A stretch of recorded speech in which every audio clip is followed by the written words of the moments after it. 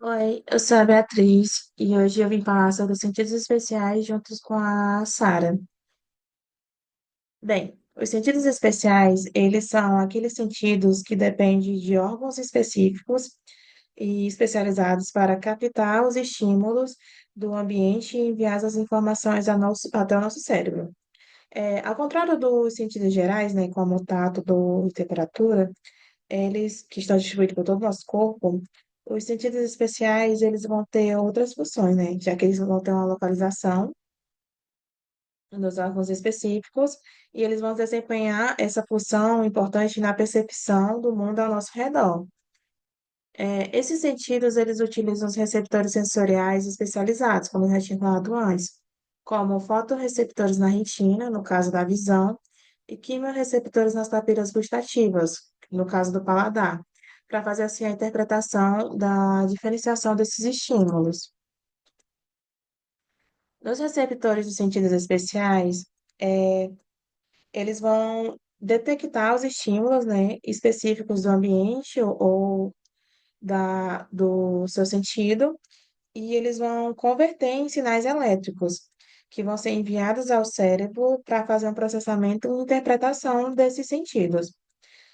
Cada sentido especial tem receptores sensoriais, então eles vão estar classificados em olfato, audição, equilíbrio, paladar e visão.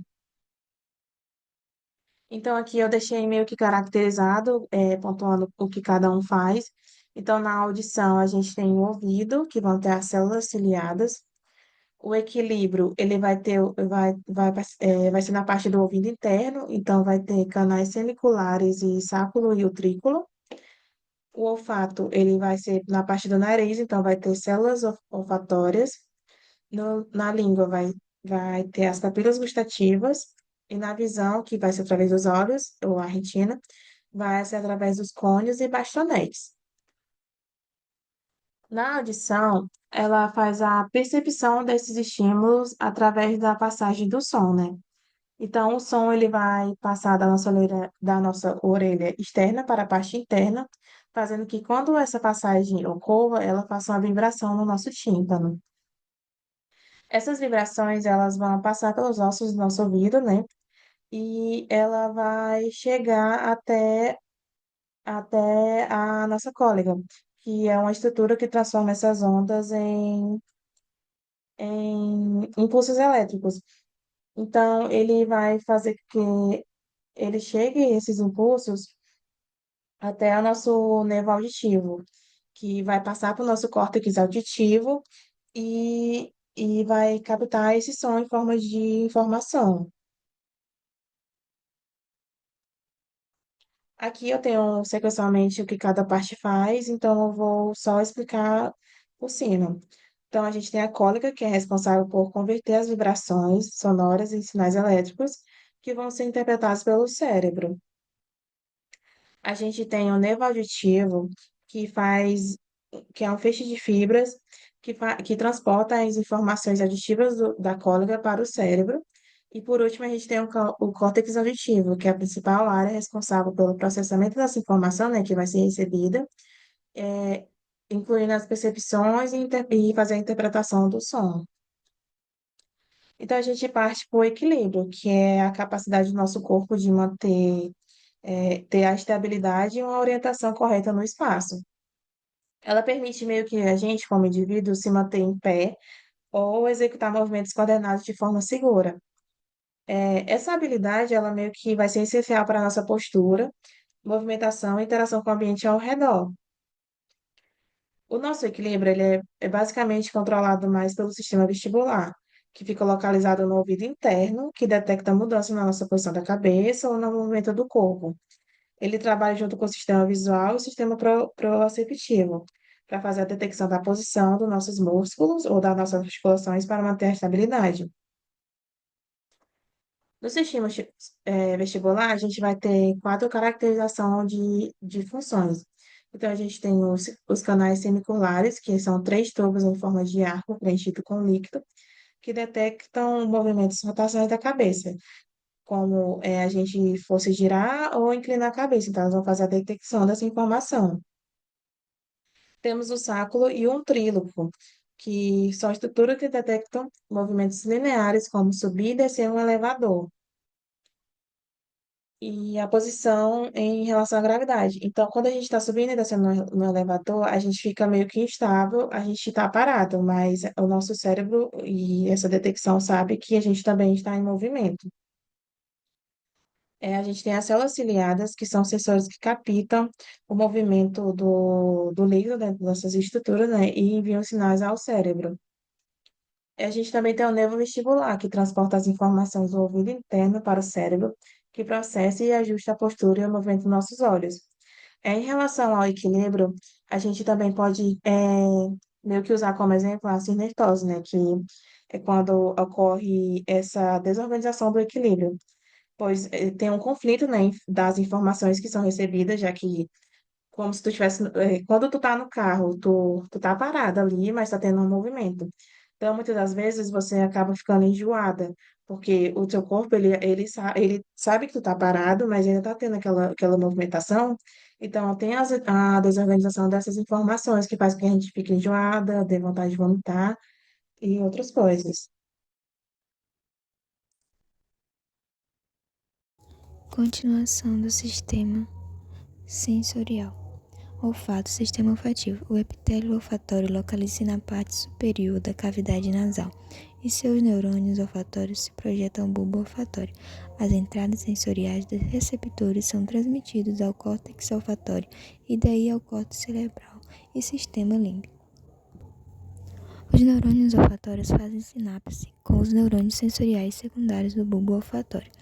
Os neurônios olfatórios do epitélio olfatório vivem cerca de 2 meses. Eles são substituídos por novos neurônios, cujos axônios devem encontrar seu caminho até o bulbo olfatório. O bulbo olfativo, este é o responsável por processar e interpretar as informações sobre diferentes cheiros detectados por nossos receptores olfativos no nariz. O trato olfatório, por sua vez, é um feixe de fibras nervosas que conecta o bulbo olfatório a outras regiões do cérebro, especificamente ao córtex olfatório primário. Os nervos olfativos.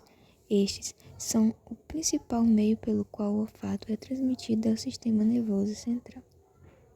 Aqui está uma representação na imagem das estruturas mencionadas do bulbo olfatório, o epitélio olfatório. Os 5 sentidos especiais, olfação, gustação, audição, equilíbrio e visão, estão concentrados na região da cabeça, do mesmo modo que os sentidos somáticos. Os sentidos especiais contam com receptores para transformar a informação do ambiente em padrões de potencial de ação, que pode ser interpretado pelo encéfalo. A olfação e a gustação são formas de quimiorrecepção, um dos sentidos mais antigos da perspectiva evolutiva. A olfação permite que disseminemos bilhões de diferentes odores. Ainda assim, nosso olfato não é tão sensível a esses odores como o de muitos animais, que processam o olfato para sua sobrevivência. O bulbo olfatório, a extensão do proencéfalo que recebe estímulos de neurônios olfatórios primários, é muito mais desenvolvida nos vertebrados cuja sobrevivência está mais intimamente relacionada com o monitoramento químico de seu ambiente. O sistema olfatório humano consiste em um epitélio olfatório revestindo a cavidade nasal, ali no qual estão inseridos os neurônios sensoriais primários, chamados de neurônios sensoriais olfatórios. Os axônios dos neurônios sensoriais olfatórios formam um nervo olfatório ou nervo craniano. O nervo olfatório faz sinapse com neurônios sensoriais secundários no bulbo olfatório, localizado na parte inferior do lobo frontal. Os neurônios secundários de ordem superior se projetam no bulbo olfatório através do trato olfatório para o córtex olfatório. O trato olfatório, ao contrário da maioria das outras vias sensoriais, por exemplo, não passa pelo tálamo. Esse arranjo parece muito simples, mas ocorre um processamento complexo antes que os sinais passem para o córtex. As evidências atuais sugerem que a modulação da informação sensorial inicia no epitélio olfatório. Um processamento adicional ocorre no bulbo olfatório. Algumas vias descendentes de modulação provenientes do córtex terminam no bulbo olfatório e existem conexões moduladoras recíprocas dentro e entre os dois bulbos olfatórios. Vias ascendentes do bulbo olfatório também levam à amígdala e ao hipocampo, parte do sistema límbico envolvida na emoção e na memória. Um aspecto surpreendente da olfação é a sua ligação com a gustação, a memória e a emoção. Um perfume especial ou um aroma de um alimento pode desencadear memórias e criar uma onda de nostalgia em relação ao tempo, espaço ou pessoa com quem o aroma está associado. Agora, falando um pouco mais sobre o epitélio olfatório, em seres humanos, os neurônios sensoriais olfatórios estão concentrados cerca de 3 cm² do epitélio olfatório, localizado na parte superior da cavidade nasal. Os neurônios sensoriais olfatórios vão possuir um único dendrito. Esse se estende do corpo celular para a superfície do epitélio olfatório, em um único axônio, que se estende até o bulbo olfatório. Os neurônios sensoriais olfatórios, diferente dos outros neurônios do corpo, têm uma vida muito curta, sendo substituído aproximadamente a cada 2 meses. As células-tronco da camada basal do epitélio olfatório se dividem continuamente para criar novos neurônios. O axônio de cada novo neurônio deve encontrar o seu caminho até o bulbo olfatório e fazer as conexões sinápticas adequadas. Os cientistas estão estudando com esses neurônios. Eles conseguem repetir toda vez a mesma conexão, a fim de se aprofundar no conhecimento de como os neurônios em desenvolvimento encontram nos seus alvos. Agora, como acontece a transdução do sinal olfatório? Na superfície do epitélio olfatório possui os terminais protuberantes dos dendritos nos neurônios sensoriais olfatórios, onde cada protuberância emergem vários cílios imóveis. Os cílios estão embebidos de uma camada de muco, produzida pelas glândulas olfatórias, que são situadas no epitélio e na lâmina própria. As moléculas odoríferas devem inicialmente se dissolver e penetrar no muco antes que possam se ligar a uma proteína receptora olfatória, no cílio olfatório. Cada proteína receptora olfatória é sensível a uma faixa limitada de substâncias odoríferas. Os receptores para substâncias odoríferas são receptores da membrana acoplados à proteína. Os genes receptores para substâncias odoríferas formam a maior família de genes dos vertebrados. Cerca de mais ou menos 400 proteínas receptoras de substâncias odoríferas são expressas em seres humanos.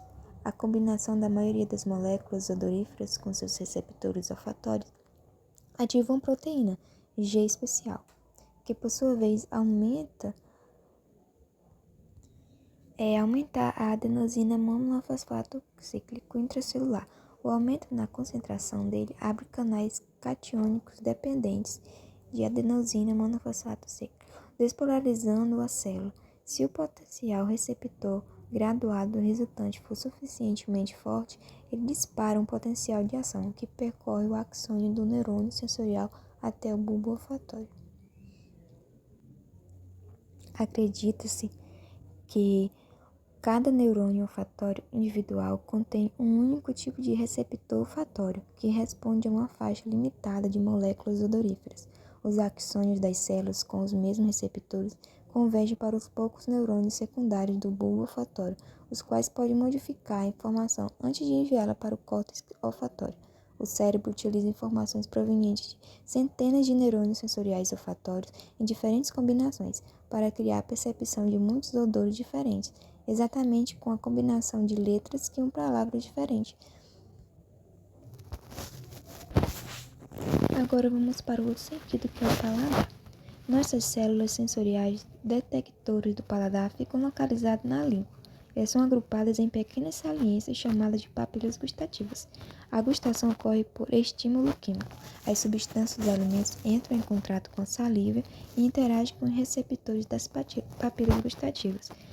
A ativação desses receptores Acontece assim: as células gustativas presentes nas papilas possuem proteínas sensíveis de diferentes sabores, e ocorre a transmissão do sinal. O estímulo químico é transferido em impulsos nervosos que são enviados ao cérebro através de 3 nervos principais, que são nervo facial, nervo glossofaríngeo e nervo vago. Aí acontece a percepção do sabor, que é onde o cérebro interpreta esses impulsos e identifica o sabor experimentado. O último deles é o da visão, é um sistema visual. O olho é um órgão sensorial que funciona como uma câmera.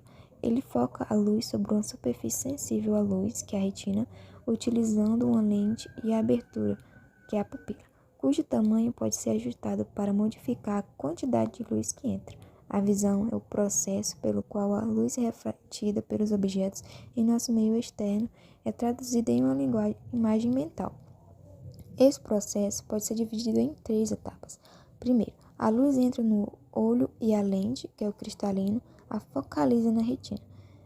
Em segundo, os fotorreceptores da retina traduzem a energia luminosa em um sinal elétrico. E por último, as vias neurais da retina para o cérebro processam os sinais elétricos em imagens visuais.